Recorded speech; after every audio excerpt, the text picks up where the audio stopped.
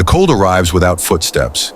It presses against the walls first, then the windows, then the lungs. At 50 degrees below zero, the air does not move the way it does in other places. It settles. It waits. It listens for weakness. Inside the cabin, a single sound interrupts the silence, the quiet fracture of wood giving into flame. She wakes before the fire does. For a moment, she lies still beneath the weight of blankets, measuring something invisible. Not the temperature, not the hour, something more delicate than that. The distance between warmth and danger. The room has thinned overnight. Cold has a way of shrinking space. The beams above her seem closer, the floor harder. Even her breath feels narrower, a pale ribbon dissolving into dim air. She swings her legs down carefully. The boards answer with a muted complaint. There is no rush in her movements. Rush wastes heat. The stove glows faintly, a dull red pulse beneath ash, still alive, but not strong. She kneels in front of it, opens the iron mouth. The hinges answer in a brittle whisper. Outside, the wind drags itself across the snowfields, low and patient. It does not howl, not tonight. It does not need to. She feeds the fire 2 small pieces first, not large ones. Large logs demand oxygen. Oxygen invites drafts. Drafts steal warmth from corners that cannot afford to lose it. The flame catches slowly, reluctantly, like something deciding whether to remain. She watches. In this place, watching is work. There is another sound in the cabin, softer than the stove, slower than the wind, breathing, from the narrow bed against the far wall. She does not turn immediately. She listens instead, counts without numbers, measures rhythm without moving her lips. Still steady, she adds 1 more piece of wood. The cold does not retreat. It negotiates. The frost has crept further across the inside of the window overnight, fine white veins branching outward, mapping the weakness of the glass. If the frost thickens much more, the latch may stiffen. If the latch stiffens, it may not open. If it does not open, air will not circulate properly. And if air does not circulate, she closes the stove door, waits. The flame strengthens, not triumphantly, just enough. She stands and moves to the window, pressing her palm gently against the frost. The skin sticks for a fraction of a second. She pulls away without flinching. The sky outside is not yet light. It is a deep iron blue, the color of something held under pressure. There are tracks near the woodpile, not fresh, but not old enough to ignore. She studies them only briefly before turning back to the fire. The breathing across the room shifts. A small change. Almost nothing. Almost. She listens again. The flame flickers once, then twice. And for the first time that morning, it hesitates. The hesitation is brief, but she notices. She always notices. She kneels again, this time slower, lowering herself as if approaching something unpredictable. The stove door opens with more resistance now. The iron has tightened in the cold. Inside, the flame has thinned to a fragile tongue of light, wavering against the dark interior. The smaller logs have caught, but not fully. They burn at the edges, undecided. She adjusts the damper by a fraction, not more. More would invite a draft, less would suffocate it. Behind her, the breathing from the bed remains steady, though slightly shallower than before. The kind of change that would mean nothing in a city, here it means attention. She rises and crosses the room, her steps precise, conserving friction. The air near the floor is colder. It grips her ankles through the wool. At the bedside, she does not speak. Speech costs moisture. Moisture turns to ice. Instead, she rests her fingers lightly against the blanket near the shoulder beneath it. Not touching skin, just enough to feel movement through fabric. Inhale, exhale. There is a pause between them, a small one, longer than yesterday. She adjusts the blanket higher, sealing a gap where heat might escape. The window frost has thickened another layer. The white patterns now resemble branches reaching inward. The woodpile outside will need replenishing before noon, but stepping outside in this temperature means risk. The air can damage exposed skin in less than a minute. Tools become brittle. Hinges fracture, even sound changes. She glances toward the door. It is rimmed with a faint line of ice along the threshold. The seal is weakening. The routine continues. Water from the metal basin must be checked. If it has formed a crust, she will need to melt it. If she melts too much at once, the humidity will rise. If humidity rises, frost thickens faster. Everything is measured. She moves to the basin. A thin layer of ice has formed on the surface, smooth as glass. She breaks it gently with the back of a spoon. The sound is delicate, almost musical. It echoes more than it should in such a small room. From the bed, the breathing shifts again. Not irregular, just lighter. She returns to the stove and adds a thicker log this time. It is a risk. Larger wood requires stronger flame to catch fully. If it fails, it will smoke. Smoke means opening the vent wider. Opening the vent invites cold. She waits. The flame leans toward the new wood. Withdraws, leans again. Outside, something brushes against the outer wall. Not claws, not impact, just pressure. Snow shifting from the roof, perhaps. Or the slow weight of wind reorganizing drifts. She does not go to look. Instead, she listens to the interior sounds. Fire, breath. The faint contraction of wood beams responding to temperature difference. The day will demand a decision soon. The wood pile is lower than it appears. Beneath the surface logs, several pieces are too damp to burn efficiently. She noticed that yesterday but said nothing. Saying changes nothing. If she goes out now, she can bring in enough to last through the coming night. But leaving the fire unattended for even minutes risks the balance. If she waits, the temperature will drop further before dawn. The breathing from the bed pauses again. Longer this time. She turns her head slowly, and the flame behind her cracks sharply, as if in warning. The pause stretches thin. Not absence, not yet, but a space where something could go wrong. She is already moving before the next inhale arrives. Her hand slides beneath the blanket this time, resting lightly against the back through layers of wool. The body beneath is warm, but the warmth is not strong. It feels borrowed, maintained. Then the inhale comes, shallow, controlled. Not the breath of someone waking, the breath of someone staying. She remains there longer than necessary, measuring rhythm. When she finally withdraws her hand, she does not look relieved. Relief suggests certainty. There is none. The thicker log in the stove has begun to darken at the edges, but it has not caught fully. A faint thread of smoke escapes when she opens the iron door again. Too much smoke, and she will need to widen the vent. Too little oxygen, and the flame will suffocate. She adjusts the damper another fraction. Outside, the sky has shifted from iron to a flat, colorless gray. The kind of light that offers no warmth and no direction. It reveals nothing new, only clarifies what was already there. The tracks near the woodpile are more visible now. Not animal, not quite human either. The edges have softened in the night wind. Someone passed days ago, or longer. Hard to say. What matters is the wood. She counts silently. The stack inside the cabin will last until late evening, if burned carefully. After that, the fire will thin again, just as it did last night. Tonight will be colder. She knows this without checking. The basin water must be melted further. The air feels drier. The frost on the window thickens in a crescent along the lower pane. If it seals fully, condensation will freeze into the latch. She takes a cloth and rubs gently at the frost. It does not yield easily. The cold pushes back. From the bed, another shift. This one weaker. She turns immediately. The breathing is present, but the intervals are changing. Longer spaces between. She moves to the shelf near the door and lifts a small wrapped bundle. Inside, a thermometer. The liquid column sits lower than it did yesterday morning. She does not react. Instead, she calculates. If she leaves now, she can gather enough wood before her fingers begin to lose dexterity. She will need to keep the door open only briefly. But even briefly means the interior temperature will fall several degrees. If she stays, the fire may weaken before nightfall. If the fire weakens tonight, recovery becomes harder. The decision is no longer distant. It is here. The flame catches suddenly on the thicker log. Flaring brighter for a moment, heat pushes outward in a soft wave. The cabin breathes. From the bed, a faint sound escapes. Not a word, not pain, just effort.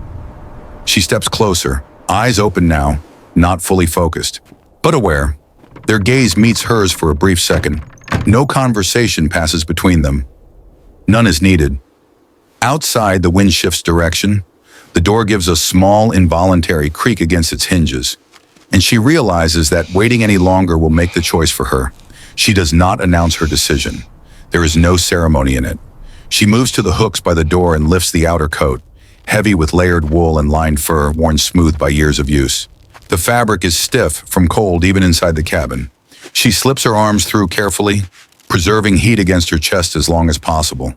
Boots next, thick socks already in place. She tightens the laces without looking down. At the bed, she adjusts the blanket one more time, tucks it beneath the shoulder, checks the edge near the neck. The eyes watching her are open now, clearer than before. Still no words. She places one small piece of wood into the stove before turning away. Not large enough to smoke, just enough to hold the flame steady in her absence. The door handle resists when she grips it. Frost has crept into the mechanism. She presses her palm firmly around the metal first, warming it through pressure before turning. When the door opens, the cold does not rush in. It falls, a weight of air, dense and immediate, pressing against her face and lungs. The difference between inside and outside is not gradual. It is absolute. She steps out and pulls the door shut quickly behind her. The latch catches with a brittle snap. The world beyond the cabin is colorless and sharp. Snow stretches in every direction, sculpted into ridges by persistent wind. The woodpile stands 20 steps away, half buried. Each breath she takes outside feels narrower, thinner. Moisture crystallizes instantly along her scarf. She walks without haste. Fast movement wastes air. Slow movement wastes time. The balance is exact. At the woodpile, she brushes away the upper crust of snow with gloved hands. Beneath it, the top layer of logs is dry. Below that, darker wood, damp from earlier storms. She selects carefully. 3 medium logs, 1 smaller. Any more and she risks dropping one if her grip weakens. Any fewer and the trip is inefficient. As she bends, a faint crack echoes from somewhere beyond the drift line. Not close, not immediate. The kind of sound snow makes when temperature shifts suddenly. She does not look toward it. Instead, she adjusts her hold and turns back toward the cabin. Halfway there, the wind rises. Not violently, but enough to blur the edges of her path. Fine snow lifts from the surface and sweeps across her boots. The cabin door appears slightly further away than it did moments before. Her fingers begin to lose sensation inside the gloves. That is earlier than expected. She shortens her stride. The latch must not stick. If it sticks, she will need both hands free. If she sets the wood down in this temperature, lifting it again will cost time she does not have. The wind presses harder now, flattening her coat against her frame. From inside the cabin, no sound reaches her, no sign. She reaches the door and shifts the logs against one arm, freeing the other hand to grasp the handle. For 1 second, the metal does not move. The wind pushes again, and the cold reminds her how quickly hesitation becomes consequence. The handle yields, not smoothly, not easily, but enough. She pulls the door open just wide enough to slip inside, turning her body sideways to shield the interior from the full weight of the cold. Snow follows her in a thin scatter across the floorboards. The door shuts behind her with a harder sound than before. The cabin air feels fragile now, disturbed. The temperature has fallen several degrees in seconds. The stove flame leans sharply, reacting to the pressure change. She does not remove her coat. Instead, she crosses directly to the fire and feeds it one of the medium logs, then another. The iron door closes. She adjusts the damper slightly wider than before, accepting the brief loss in exchange for recovery. Behind her, the breathing from the bed has changed again. She turns. The rhythm is slower now, not dramatically, but undeniably. She removes her gloves with deliberate care, fingers stiff, skin pale. At the bedside, she places her hand near the face this time, close enough to feel the faint warmth of exhaled air against her knuckles. The pause between breaths is longer than it has ever been. The eyes are open, watching her. There is no fear in them, only effort. She nods once, a gesture of acknowledgement, of continuation.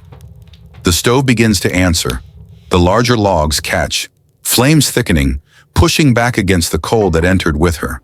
Heat returns in slow waves, touching the walls, climbing toward the ceiling beams. Outside, the wind settles again into its low, persistent drag. Night approaches early in this season.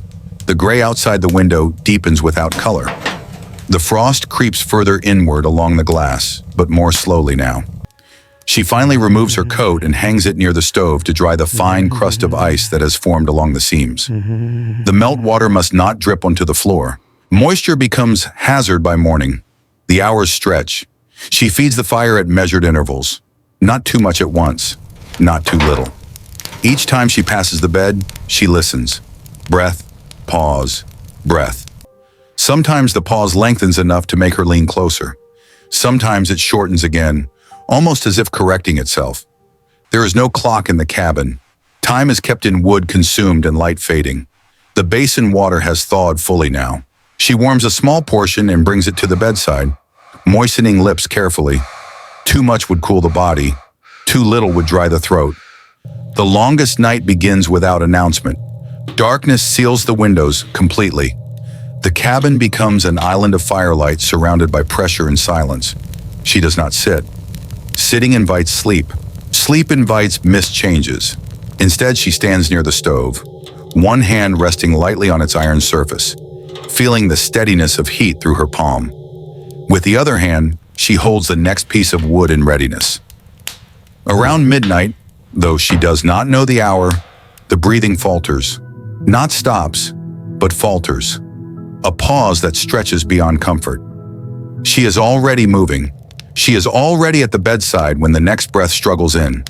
It arrives unevenly, drawn from somewhere deeper than before. The pause that follows feels longer than any other that night. Long enough for the fire to crack twice. Long enough for the cabin walls to settle with a low wooden sigh. She places her hand firmly against the chest beneath the blanket, not to wake, not to urge, but to anchor. The warmth there is thinner now, still present, but fading at the edges. Another inhale comes, small. She adjusts the pillow slightly, raising it by a fraction, tilts the chin. The movement is careful, economical. Everything here must be precise. Excess wastes strength. The stove behind her demands attention with a shifting thud as one of the larger logs collapses inward. She does not turn immediately. For one measured second, she chooses which risk to answer first. Then she reaches for the hand resting above the blanket. It is colder than before. Not frozen, not yet, but cooler than it should be in a room where the fire still lives. She rubs it gently between both of hers, creating friction without exposing it to the air. The skin is fragile. Too much pressure bruises. Too little does nothing. The next breath comes sooner this time, then another. A rhythm tries to return. She stands and crosses to the stove, adds the final medium log she carried in. It is more than she would normally use at once. The reserves inside are now low. If morning requires more, she will have to go out again. If morning comes clearly, the flame surges higher, pushing heat into the room with new insistence. The iron glows faintly at the edges. She narrows the damper slightly to preserve the strength of the burn. Hours pass this way. Breath, fire, adjustment, waiting. Near what must be dawn, the darkness at the window begins to thin. Not brighter exactly, just less absolute. The frost on the glass catches a pale suggestion of light. The breathing from the bed has steadied. Still shallow, still fragile, but consistent. She does not smile. Instead, she lowers herself finally into the chair beside the stove. Not to rest fully, only to shift weight from her legs. Outside, the world remains mercilessly cold. The thermometer on the wall confirms what her lungs already know. The temperature has dropped further in the night. The wood inside will last until midday if managed with care. After that, another decision will come. Another measured step into air that does not forgive. The eyes from the bed open again in the gray light. They find her. She nods once more. There is no celebration in survival here. No relief loud enough to break the silence. There is only continuation. She rises, adds one smaller log to the stove, and watches the flame accept it. Outside, the wind resumes its low, endless movement across the snowfields. Inside, the fire holds, and she remains where she has always been, between the cold and the breath that depends on her. Some people wait for warmth to return. Others choose to stand where warmth is made.